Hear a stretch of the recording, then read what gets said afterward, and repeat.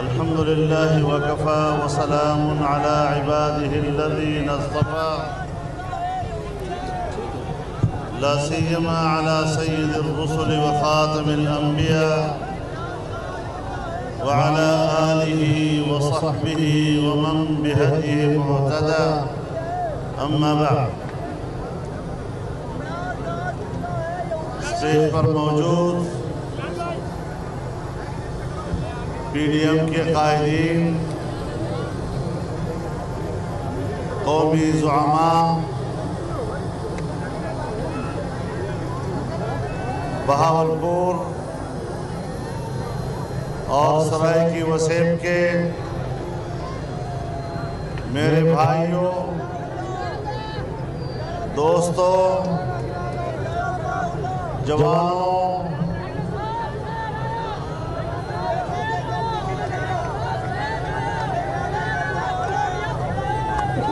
सरायकी वसेम दे बिरावा को मेरी तरफ तो सत बिस्मिल्लाह।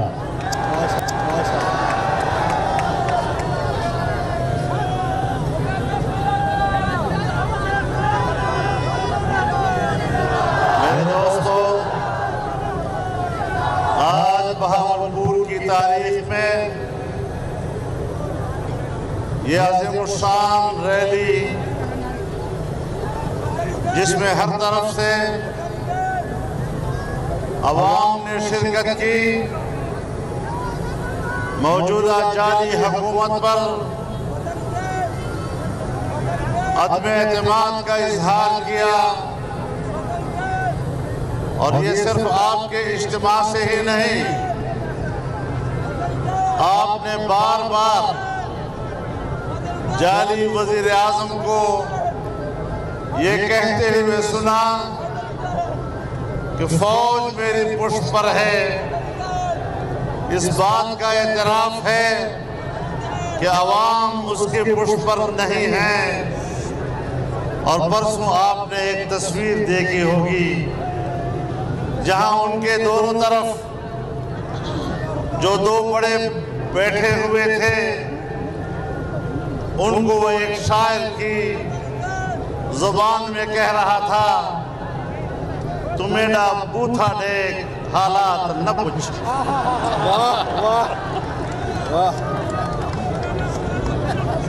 बूथा देख हालात न देख, हालात न पूछ। बूथा देख हालात न देख।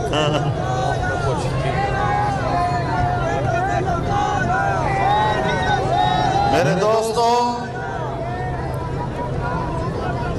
पाकिस्तान डेमोक्रेटिक मूवमेंट पाकिस्तान में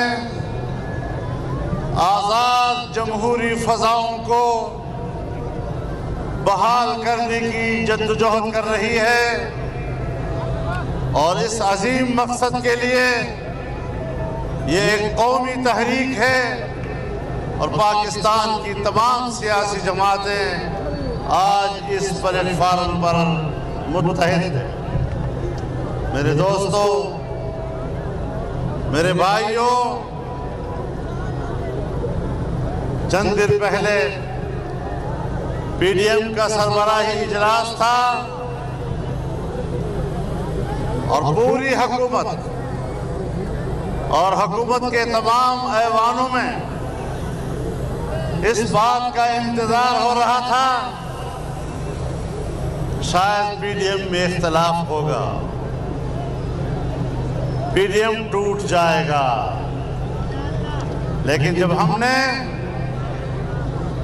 फैसले किए और एक आवाज के साथ हम बाहर निकले तो जैसे उनके घरों में मातम बिछ गया।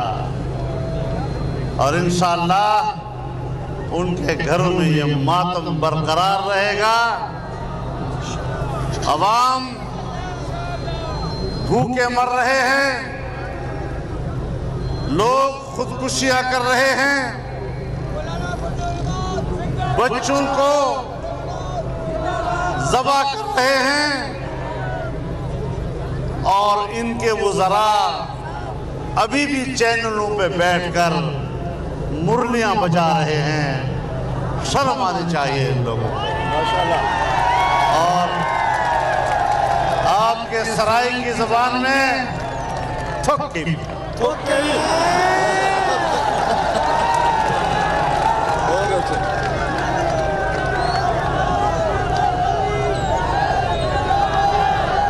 मेरे दोस्तों, वोट चोरी करके हुकूमतें नहीं चला करती। अवाम का नुमाइंदा बनकर आना पड़ेगा और इंशाअल्लाह अवाम के नुमाइंदे यही हैं जो आज पीडीएम के प्लेटफॉर्म से आपसे मुखातिब हैं। बहावलपुर के मेरे भाइयों, सराय की वसेम के मेरे भाइयों, जब यहाँ सूबे की तहरीक का आगाज हुआ, लोग अभी सोच रहे थे कि इस पर हम क्या फैसला दें। मैंने यहाँ बहावलपुर में आकर जलसे आम में आपके सूबे की हिमायत का ऐलान किया था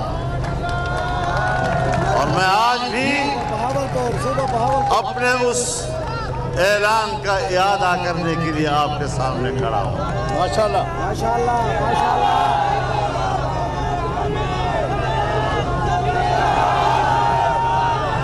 मेरे दोस्तों, एक तरफ हुकूमत नाजायज, एक तरफ हुकूमत गैर जमहूरी और दूसरी तरफ मुल्क की मईशत को तबाह बर्बाद कर दिया। मैंने हर इज्तिमा में ये बात कही है कि आज की इस मुतमद्दिन दुनिया में, आज की इस मुतमद्दिन दुनिया में रियासतों की बका का दारोमदार मुस्तहकम मईशत पर हुआ करता है। जहां मियां नवाज शरीफ साहब की हुकूमत आखिरी साल का बजट पेश कर रही थी तो अगले साल के लिए सालाना तरक्की का तखमीना 5.5% बता रही थी और उससे अगले साल के लिए 6.5% का तखमीना बता रही थी। ये नाअहल आए, इन नाअहलों ने पहला बजट दिया 5.5% तरक्की की शरह, तो दूर की बात 1.8% पर आए और जब दूसरा बजट पेश किया तो 0 से भी नीचे 0.4% पर आ गए। और ये कैफियत आइंदा चंद सालों में अगर ये हुक्मरान रहे तो मजीद बरकरार रह सकते। मेरे मोहतरम दोस्तों, मेरे मोहतरम दोस्तों,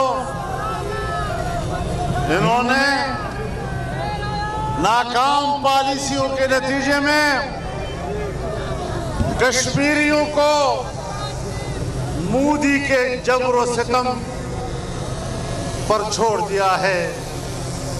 ये कश्मीर फरोश हैं और हमने ऐलान किया है कि इंशाअल्लाह 5 फरवरी को अपनी रिवायात को बरकरार रखते हुए पाकिस्तानी कौम कश्मीरी भाइयों के साथ यकजहती का दिन मनाएगी और पीडीएम की सरबराही में मुल्क भर में कश्मीरियों से यकजहती के लिए हर बड़े शहर में मुजाहरे किए जाएंगे और बताया जाएगा कि इस सरकार ने जाली सरकार ने कश्मीर को बेचा है। ये कश्मीर फरोश है और इसलिए कश्मीर फरोश है कि अभी इनकी हुकूमत नहीं आई थी। कश्मीर को 3 हिस्सों में तकसीम करने का फार्मूला इमरान खान ने पेश किया था, किसी और हुक्मरान ने पेश नहीं किया था। मेरे दोस्तों, मेरे दोस्तों, कश्मीर को हड़प करना और इंडिया के नाजायज कब्जे को कानूनी हैसियत में तब्दील करना, इसी के लिए इमरान खान ने कहा कि खुदा करे मोदी कामयाब हो। जब मोदी कामयाब होगा तो मसला कश्मीर हल हो जाएगा। कश्मीर का मसला हल हो गया कि उसने कश्मीर पर कब्जा कर लिया और कश्मीर की मुस्तकिल हैसियत का खात्मा कर दिया। तो मेरे दोस्तों, इनकी खारजा पॉलिसी को जरा देखें कि एक तरफ वो कश्मीर को बेच रहे हैं और दूसरी तरफ ये जो फॉरेन फंडिंग केस है, जिसको इलेक्शन कमीशन मुसलसल मुलतवी कर रहा है, ये फॉरेन फंडिंग केस दुनिया के मुख्तलिफ ममालिक से आए हुए पैसे में खुर्द बुर्द का केस है, जिसमें सबसे बड़ा पैसा इनके पास इस्राइल से आया है और इस्राइल के अंदर कादियानियों ने उनके लिए फंडिंग की है। ये नुमाइंदगी है जिसके लिए हम बार बार कहते रहे हैं कि ये किसके एजेंट हैं। आपको बताना चाहता हूं और बहावलपुर के इस प्लेटफॉर्म से ऐलान करना चाहता हूं कि इंशाअल्लाह 21 जनवरी को कराची में इस्राइल नामंजूर रैली होगी और दुनिया पर वाज़े किया जाएगा कि फिलिस्तीन पहले है, फिलिस्तीनियों की ममलकत की आज़ादी पहले है। पहले फिलिस्तीन की आज़ादी की बात होगी, पहले फिलिस्तीन को तस्लीम करने की आवाज़ होगी, पहले बैतुल मक़दस की आज़ादी की बात होगी, पहले बैतुल मक़दस को फिलिस्तीन का दारुल खिलाफा तस्लीम करने की बात होगी और इंशाअल्लाह ये आवाज़ पाकिस्तान की सरजमीन से उठेगी और ये उम्मत मुस्लिमा की आवाज़ हुआ करेगी। कायदे मिल्लत इस्लामिया हजरत मौलाना फजलुर रहमान, कायदे इनकलाब हजरत मौलाना फजलुर रहमान, ताजदारे खत्म नबूवत, ताजदारे खत्म नबूवत। मेरे दोस्तों, एक तरफ हिंदुस्तान हमारा एक मुस्तकिल दुश्मन है, दूसरी तरफ जब पाकिस्तान में चाइना ने 70 अरब डॉलर की सरमायाकारी की सी पैक के जरिए से पाकिस्तान को पूरी दुनिया का तिजारती रास्ता बनाया, 35 अरब डॉलर पाकिस्तान में बिजली की पैदावार के लिए लगाए। आज ये हुकूमत इसीलिए लाई गई है, एजेंडे पर लाई गई है, इसी बुनियाद पर मगरिब की पुष्पनाही उसको हासिल है कि चीन की इतनी बड़ी सरमायाकारी को नाकाम बनाया जाए। सो उसने सी पैक के सारे मंसूबे का बेड़ा गर्क करके रख दिया है और आज पूरे मुल्क में सी पैक का वही हाल है जो पेशावर में BRT का हुआ है। मेरे मोहतरम दोस्तों, मुल्क की मईशत को उन्होंने समंदर में गर्क किया है। जब आपकी मईशत कमजोर होगी, आज आप खुद बताएं कि अफगानिस्तान आपसे मुंह फेर चुका है और पाकिस्तान की तरफ के लिए तैयार नहीं है। आज ईरान पाकिस्तान का पड़ोसी होने के बावजूद इंडिया के कैंप में चला गया है और आप खित्ते में तन्हा हैं। पाकिस्तान को कहां ले जाया जा रहा है? अजीब सूरत हाल ये है कि हिंदुस्तान की मईशत ऊपर की तरफ जा रही है, बांग्लादेश की मईशत ऊपर की तरफ जा रही है, मलेशिया की मईशत ऊपर की तरफ जा रही है, इंडोनेशिया की मईशत रू बतरक्की है, श्रीलंका की मईशत रू बतरक्की है, भूटान की मईशत आगे बढ़ रही है, नेपाल की मईशत रू बतरक्की है, अफगानिस्तान हमसे कई कदम आगे निकल चुका है, ईरान की मईशत तरक्की कर रही है और इस पूरे माहौल में एक तन्हा पाकिस्तान है जिसकी मईशत डूब रही है। फिर ऐसे हालात में आप बताएं कि ये पाकिस्तान की बका के लिए रिस्क है या नहीं। यहां मैं एक बात बड़ी वजाहत के साथ कहता चलूं कि जो हुक्मरान कहता है कि फौज मेरी पुष्ट पर है, इसलिए मुझे मौका दिया जा रहा है कि मैं अपनी फौजी क़ियादत को निहायत एहतराम के साथ मुखातब करूं कि अगर आप इस नाजायज नाअहल हुकूमत के पुष्ट पर है तो फिर अपनी पोजीशन वाज़ेह करें, ताकि हम अगर तहरीक चलाएं तो फिर आपकी तरफ उसका रुख होगा, क्योंकि आप इस जुर्म में शरीक हैं।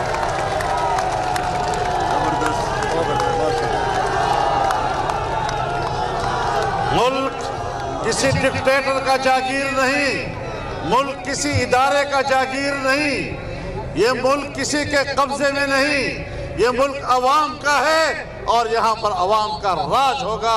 अवाम के बगैर हम इस मुल्क पर किसी की हाकिमियत को तस्लीम नहीं करते।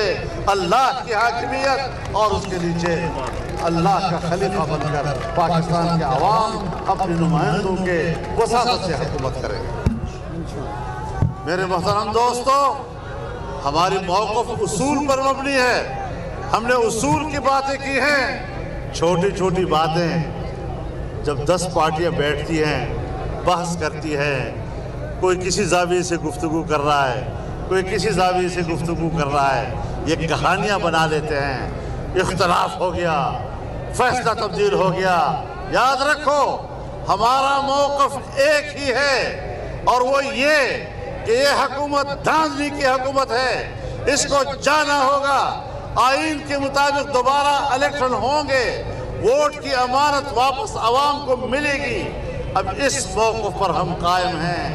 छोटी मोटी हिकमत अमली की तब्दीलियाँ उस मकसद की तरफ आगे बढ़ने के लिए होती रहेंगी। हम छोटी छोटी तब्दीलियाँ करते रहेंगे अपनी पॉलिसियों में। हम कभी कार्ड छुपाएंगे, कभी कार्ड दिखाएंगे, तुम जलते रहोगे, तुम यही मुरलियाँ बजाते रहोगे। हमारे पल्ले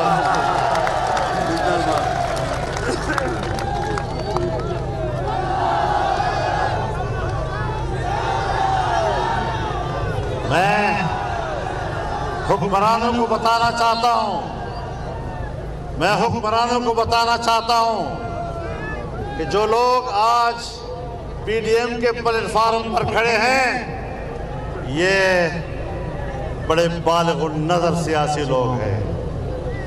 ये अपने कदमों पर खड़े सियासी लोग हैं और तुम किसी की बैसाखी पर चलने वाले, तुम्हें तो चलना अभी तक नहीं आया, तुमने कौम को सियासत क्या दे दी।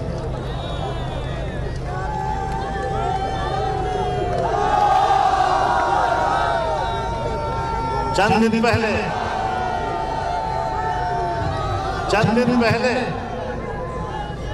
एक इंटरव्यू में मुझसे एक सहाफ़ी ने पूछा कि हुकूमत कहती है कि हम तब्दीली लाएंगे, देखो ना वजारत एक तब्दील हो गई, एक वजारत किसी को, दूसरी वजारत किसी को, तो आप तब्दीली क्यों नहीं मानते। मैंने कहा वो 2 बंदे बाजार में जा रहे थे, एक ने दूसरे को आवाज़ दी कि तेरे कपड़ों से बदबू आ रही है, ये कपड़े तब्दील कर लें। तो फिर दोनों ने आपस में तब्दील कर ली। ये उस तरह की तब्दील है।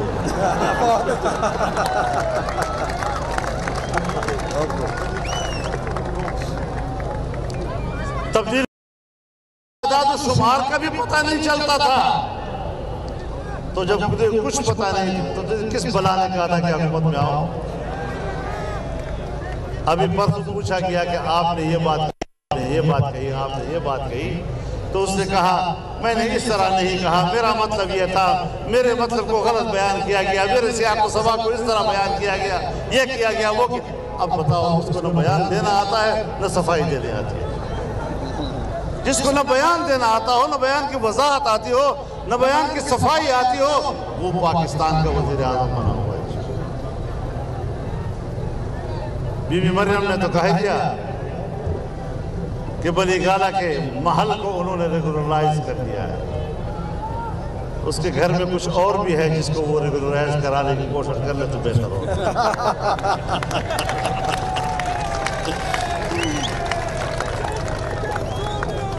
इस खमाश के लोग पाकिस्तान की कौम पर मुसल्लत हमारे लिए गैरत का सवाल है, हमारी मिल्ली हमीयत का सवाल है, कौमी हमीयत का सवाल है।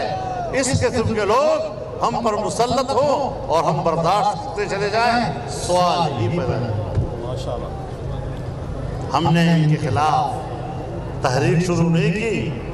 सियासी लोग इसको तहरीक का नाम देते हैं, ये आम इस्तिलाह है।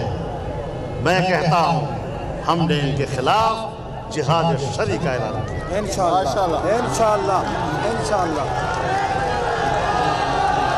इनके खिलाफ मैदान में उतरना, तहरीक चलाना, जदोजहद करना, आईन के दायरे में, कानून के दायरे में मैदान में उतरना, ये सिर्फ सियासी तहरीक नहीं, ऐसी हुकूमतों के खिलाफ इसको शरई जिहाद भी करार दिया जाता है। लब्बैक लब्बैक लब्बैक लब्बैक। और ये मैं वो अल्फाज इस्तेमाल कर रहा हूँ कि जहां पीछे हटना गुनाह कबीरा बन जाता है, कोई गुंजाइश नहीं रहेगी। हमने इंशाअल्लाह कौम को मुत्तहद करना है। बदअमनी तो कहते हम दहशतगर्दी खत्म करेंगे।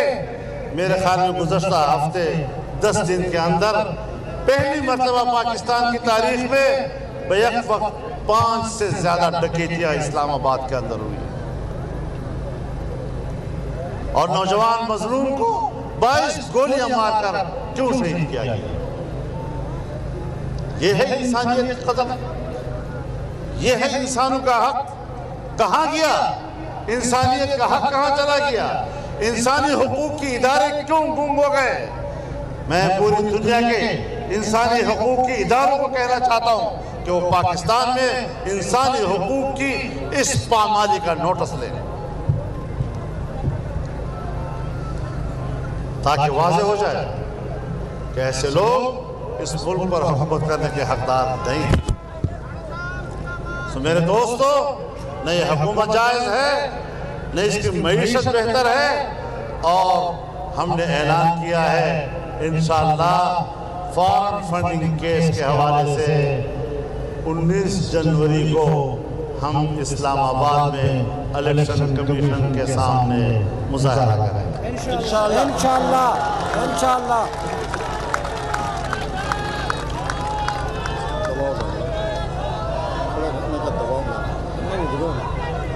इस 2 सालों में इस हुकूमत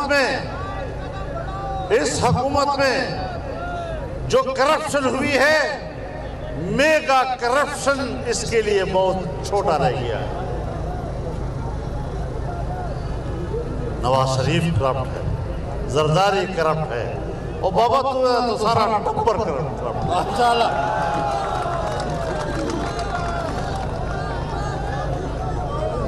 तो मेरे मोहतरम दोस्तों, इंशाअल्लाह कलमा हक बुलंद होता रहेगा। एलाए कलिमतुल हक के लिए हम इस मैदान अमल में रहेंगे। आईन हमें जो रास्ता देता है, जो हक देता है, कानून जो हमें हक देता है, हम वो इस्तेमाल करेंगे, डट कर करेंगे, उस वक्त तक लड़ेंगे जब तक के इस हुकूमत को समंदर में गरकाब नहीं करें।